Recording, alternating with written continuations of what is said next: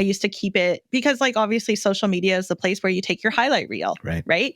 You go and you sit there and you're like, look at this vacation I went on. Look at my husband. Look at my boyfriend. Look at this bag that I have. All these wonderful things. Let me curate it perfectly so you think my life is just like wonderful. And I fell into the same thing where I was like, well, if nobody else is talking about their problems, they must not be having them. That's the natural assumption that you make. And then eventually when I started talking about June 2022 and everyone started realizing how truly horrible it was for me, that's when a lot of people were like, oh, I had this really hard time, or I had this really hard time, or I did this and this didn't work out for me. And I think that's when I realized that like, I think I had surpassed being somebody that people were just randomly following to somebody that they were actually actively following.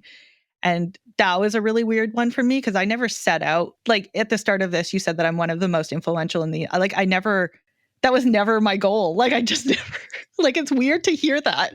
Like, it's really strange to hear that. But then I think that's when I started realizing that there was some value in the content that I was actually creating outside of PPC. So I started adding little bits and pieces of like, okay, well, this is where I'm sitting at mental health wise. This is where I'm sitting at here. And that also really helped me figure out how to communicate with my team. And I think my team is probably where it really started, where I just sat there and I was like, I don't want to do anything today. I want to go back to bed and I want to cry.